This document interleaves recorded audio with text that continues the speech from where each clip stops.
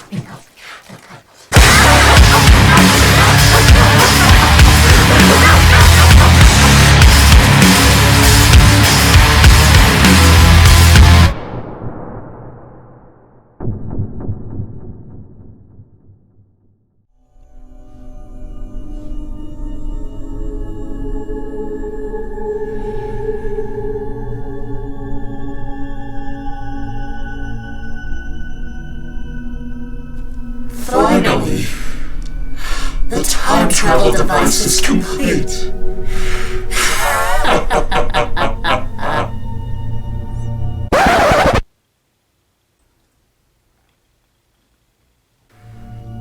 Time to go back to the past. It's gonna take you back to the past to play this.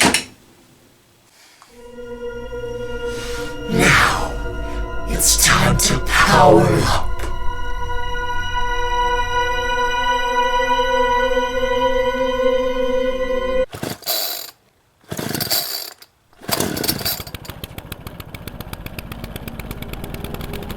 It's working. It's working.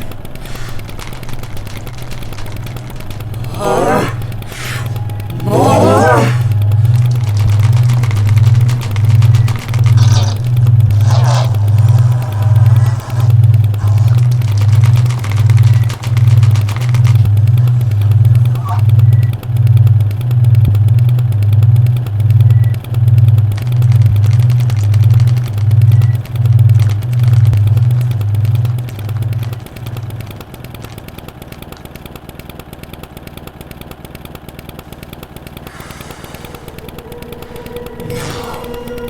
Time to rid the world of Bubsy.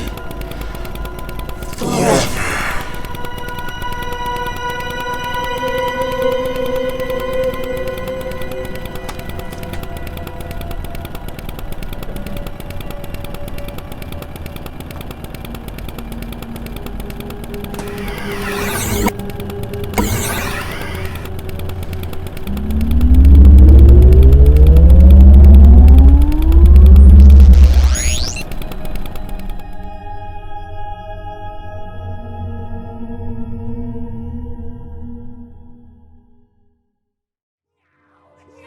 Can stop our invasion plans. Earth and all its wood will be ours!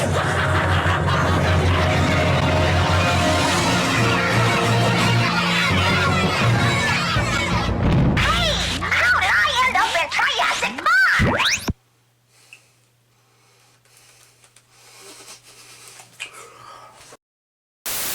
Oh, Janitor Jake, where are you? Oh, you rotten dinklepuss. Oh. Did you just interrupt me? Janitor Jake, you said a long time ago that you were going to review the newer Star Wars films, and they have been out for a long time. What could be so important to stop you from reviewing those films? This piece of dookie. Oh my goodness gracious, let's get out of here, R2. Didn't even apologize. Oh. Well.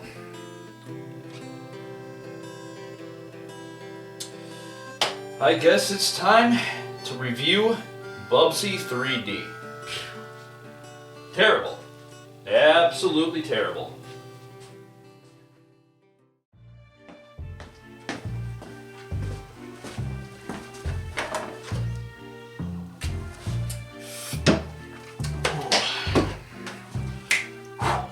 What's up everyone, Janitor Jake here. Now see, like I've mentioned way smack back in the past, I'm actually a pretty big fan of the first two Bubsy games on my good old Sega Genesis console, with the first Bubsy game actually being one of my most favorite games of all time.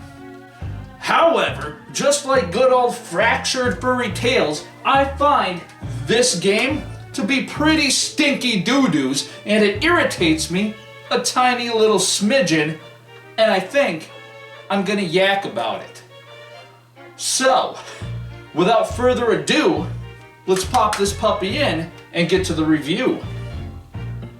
So the basic storyline is that the Woolies, who are the main bad guys from the first Bubsy game, decide to travel to Earth and kidnap Bubsy.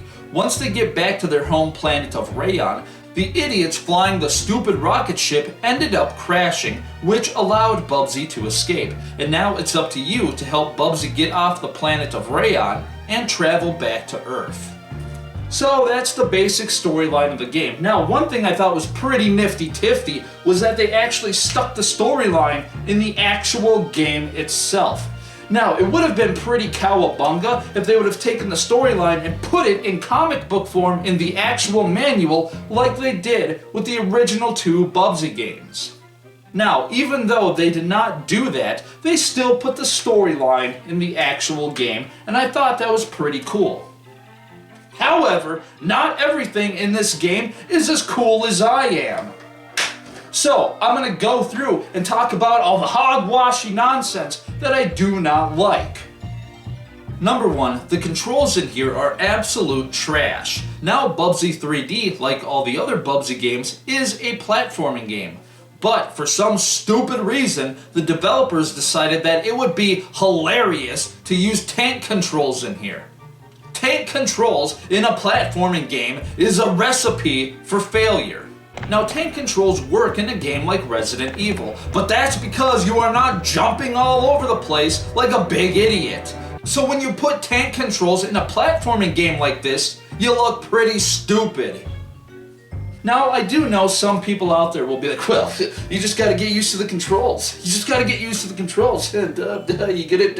Yeah, I do get it, you big stupid morons. I understand and I agree. You do have to get used to the controls. And once you do get used to the controls, it does become a lot more playable. But that was the point I'm trying to make. I don't want to have to sit here and get used to crappy poo-poo nonsense controls. That was the whole point to begin with. They should have never put tank controls in this game, since this game is supposed to be a platforming game. Number two is the open world environments. Now, pretty much every other stage has a more open world, non-linear design to it, where you can run around all willy-nilly. The problem, however, is that I feel lost all the time. Now, yes, they do provide arrows, which will lead you to the end of the stage, but if you want to get the good ending, you need to collect 2 rocket pieces on each stage. And if you want all the extra goodies and go to the bonus levels, which require 150 atoms, you have to explore every nook and cranny, which is what you gotta do if you're unfamiliar with the stages anyway. Now, a game like Skyrim takes place in a massive open world. However, they do provide an in-game map and a compass which helps you get to your destination. And I have never once felt lost while playing Skyrim. But in good old Bubsy 3D, where the stages are a lot smaller than the world of Skyrim, I still feel lost all the stinking rotten time. Terrible. Now, what's absolutely hilarious is that all the other stages are very linear. And going from an open world stage to a more linear stage is actually a breath of fresh air, and dare I say, oh wow, enjoyable. And number 3 is the bad hit detection and camera angles. Bonking the enemy on the noggin can be a real pain in the hind end. It's kind of hard to explain, but it feels like you almost have to slightly overshoot them. If you try to bounce on them like normal because of the way the camera is, you might end up being the one taking damage, which also makes it pretty poo-poo when dodging projectiles. If the camera angle was set up like this, I don't think it would be too bad, but because they have it down like this, it just really irritates the ever-loving snot out of me. So So that's pretty much the three main stink bombs that I do not like. However, there are a few more piddly little things in here that when you combine them all together, it does make the game a little bit more annoying. The first boss fight is against Professor Wooly Nerdopolis. Now when you first get here, you're like, oh, okay, cool, what do I... Boom! And you get smacked by something. So you're like, okay, well, let's figure out... Boom! And you get whacked again. It kind of reminds me of being in Resident Evil 2. Before you even have a chance to figure out the controls, you're attacked by a zombie. That's kind of how this first boss fight feels. However, once you figure out what to do, it's actually pretty easy peasy and only takes 3 hits to defeat him. Now, the second boss fight is against Woolly Mammoth. Oh, you get it? Woolly Mammoth. Now, the battle itself seems a little more tricky in the goose. So right off the bat, if you try to jump on him, you're going to be the one taking damage. So you have to wait for the big stupid oaf to slip and fall. Then you can jump on him, but you better do it quickly because he recovers quickly.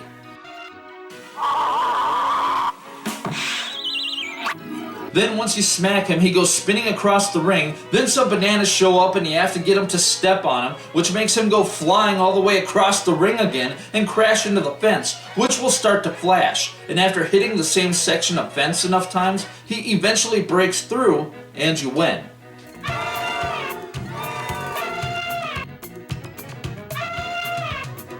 The main issue here is dealing with the hit detection and poor camera angles. When he slips and falls, he'll deal damage to you if you're too close. However, you need to be close in order to hit him before he recovers. But with the nonsensical hit detection and camera angles, it makes it hard to judge how close you really are. The next piddly issue is dealing with these 2 underwater enemies, the Ripplers and the Dogfish. And because you're underwater and dealing with the tank controls, Bubsy is still pretty slow and can basically only move up, down, left, right, forwards, and backwards. However, the stupid Ripplers and Dogfish can zigzag all over the place and actually attack you from angles, and with the amount of speed they have, it makes it pretty tough to deal with. The only ways to kill them are to either shoot them with atoms or use a torpedo attack. The problem, though, is that your torpedo attack uses up lots of air. Yeah, because Bubsy's underwater, he needs an air supply, which is constantly running out. But you can refill it by finding air tanks. But the problem there is that the air tanks are scattered all over, and there is not a lot of them. Now, they do respawn, which is really nice, but if you try to max out your air supply, it takes absolutely forever and makes getting through the stage even longer. And like I said, if you're using your torpedo attacks on the Dogfish and Ripplers, it really eats up your air supply and you find yourself constantly dying from lack of air. But if you're not using torpedo attacks, the Dogfish and Ripplers will totally destroy you. They're probably the biggest turd biscuits in the entire game. Another thing I am not too amused with is the changing of Polly and Esther. Now, in the first Bubsy game, Polly and Esther were the twin queens of Rayon who happened to be a 2-headed woolly. However, in this game, they are separated and there is no explanation as to why. I mean, what's the point? Why go out of your way to change it like that? That's stupid. And the thing is that they do have a 2-headed woolly, but it's not Polly and Esther. I don't understand the point of changing it up like that. Is it supposed to take place in a different universe? I don't know. I just thought it was pretty stupid. Now, another thing that really grinds my goose are the platforms. Now, the normal platforms are pretty easy to deal with once you get used to the controls. But then they bring in moving platforms, which at times can get pretty chaotic. However, they are not too bad. But then you get to garbage like this. Now, at this moment, the platforms don't seem too bad. All you do is wait for the right moment and jump, which is pretty easy. However, if you make a boo-boo and die or have to restart the level, when you get back here, the platforms are all out of whack. And now it's pretty tough to make the jump.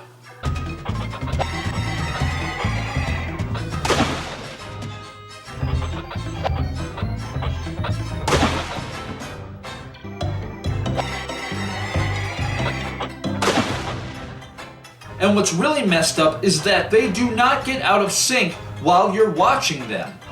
They seem to stay perfectly in sync unless you die, then they get out of sync and resync back up by the time you get back.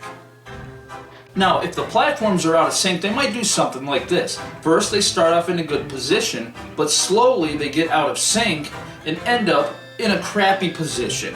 But you sit there long enough and eventually they'll sync back up and do something like this. It's kind of like a turn signal on your car. You flip your turn signal, the person in front of you's blinker is going off, they're out of sync, but eventually they sync up and then they get out of sync, but they sync back up again. However, this game decides not to do that. When you get them into a good position, everything is fine. But if you go and end up dying and come back, they're magically out of sync in a bad position. The problem is you can stand here for all eternity and they will never ever sync back up into the good position. That just will not happen. And here's the other issue. If you decide to go and die and try to reset the game to try to get them synced back up in the good position, it will never ever happen. It's almost like the game punishes you for dying. You will always have to deal with the platforms being in a bad position if you just so happen to die. What's up with that? Another piece of irritating nonsense is moving too fast and being uncontrollable. The best way to play this game is to sit back, relax, take your time, and smell the roses.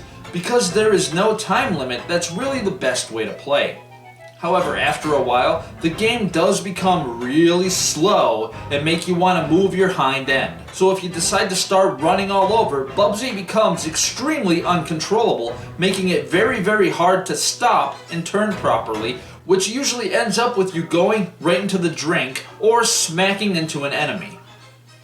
And the final piddly-diddly nonsense is Bubsy's voice.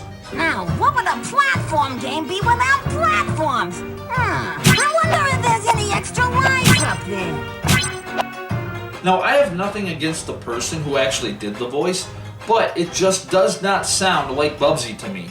I really wish they would have gotten the original voice actor back, or at least someone who sounds like the old Bubsy. What could possibly go wrong? Now, I don't actually mind when Bubsy talks, however, it just does not sound right to me. Just like Mom used to make. And now that I'm done yakking a bunch of smack about all that nonsensical trash, I'm actually going to go through and talk about, oh, wow, some of the stuff that I actually enjoyed. Wow. I actually really enjoy the cartooniness of the game, especially during the opening scene. What does it want? What did we ever do to it? We have our best people in Woody Intelligence working on that right now. Not only was it colorful, but it also had some pretty funny moments. And the Bobcat escaped! Woohoo! It really gives off that 1990s vibe, which obviously makes sense since it was made in 1996. But I just love that 90s look and atmosphere it gives off. And as per usual, I really enjoyed having the different enemy varieties. All the Bubsy games up to this point have been really, really good about having lots of enemy variety, and Bubsy 3D is no exception. Now, not only do they have the multiple woolies like the rock throwers, nose blowers, swimmers, and helicopters, but we get the other rayon creatures like wooies, clambos, scringes, hummers, smart bombs, UFOs, dogfish, ripplers, jingle worms, and whirlies. And of course, we cannot forget about the bosses like Professor Woolly Nerdopoulos, Woolly Mammoth, Two-Headed Woolly, and of course, Polly and Esther. And then there's this dude, but the manual does not say who he is. All they have is Mook, which I believe is supposed to be this thing? I don't know. I have absolutely no idea what they're rambling about. Now, one thing that I thought was pretty awesome was having the game take place on the Woolly's home planet of Rayon. Like I said before, the only time we hear anything about Rayon up to this point was in the comic book, which was in the manual for the first Bubsy game. So I think it's pretty tubular-tastic that we get to see the Woolly's home planet.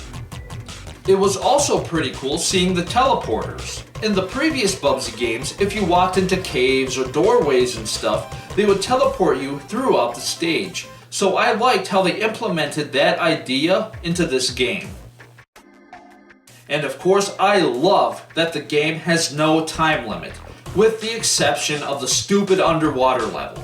When it comes to most games, I like to sit back, relax, smell the roses, and really take my time and explore. And not having some stupid time limit to worry about really makes it a lot more enjoyable. Another thing that's kind of neat is when you save the game, you can always go back and play the previous levels, which helps out a lot if you missed a rocket piece or something. And just like the first two Bubsy games, they brought back the bonus stages, which is really nice because you can pick up some extra lives.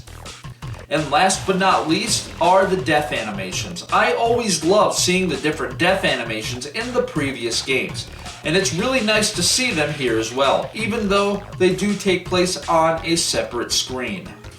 Well, there you go. I went and rambled about a bunch of stuff that I thought was pretty rinky-dinky, and a bunch of stuff that I thought was pretty nifty-tifty.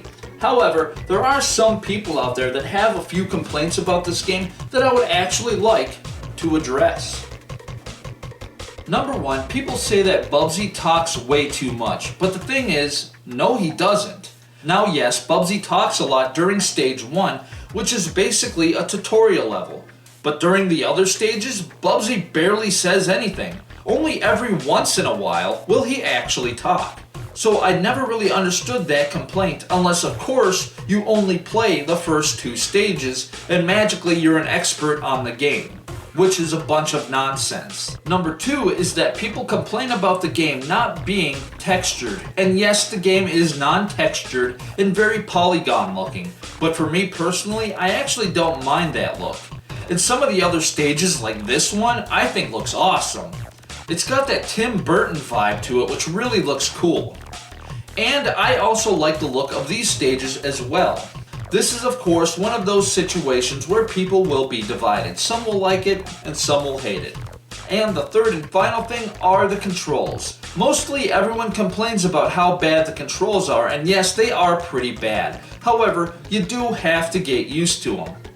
Most people only want to play the first 2 stages and then complain and whine and cry about the controls and shut the game off. And that's the problem. Because the controls are bad, you do have to get used to them. And once you do, the game actually does become a lot more playable. Alright, there you go. That was Bubsy 3D on the original PlayStation for you. Now, here's the deal. Because there were some good moments in here and stuff that I actually enjoyed, does that mean that I think Bubsy 3D is actually a good game? No, far from it. This is actually a pretty bad video game. And that's the problem right then and there. Just because you have a few good moments sprinkled into here does not make the game in general all around good. If I were to quote the angry video game nerd, it's like covering a turd in ice cream sprinkles. Just because you pepper some good stuff onto something that's bad does not magically make it a good video game. And if that's the case, if people think this is a good video game, then what would you consider a bad video game? I mean, seriously, what would you consider bad? And if not, are all video games not bad? Is there no such thing as a bad video game? Are they all on the same level playing field as one another? That's ridiculous. That would be like taking somebody like Frankie Lucksmack, who's been playing guitar for about a month on and off, and comparing him to somebody like Paul Gilbert. That's stupid and dumb, and one of the most ignorant things I would ever hear in my entire life. But that's the problem with this game. It's a bad video game, but just because you had a few good moments does not make it a good video game. And like I said, having tank controls in a platforming game is straight up nonsense, and having the open world environments and the bad hit detection made the game a little bit tough in the noogies. Once you do get used to it, it does become playable. However, it is pretty frustrating and takes a long time to beat, especially if you want the good ending. Which, by the way, is trash. It's basically the same as the bad ending. Now, if they actually cut out half the stages and only kept the linear ones in here, I think the game would have been a lot more enjoyable and maybe even kept it out of the bad category. But just barely. So any Hoosers, whatever. That was Bubsy 3D on the original PlayStation for you. And with that being said, I think I'm gonna skedaddle on out of here. So whatever. I'm Janitor Jake, and I will see you guys next time.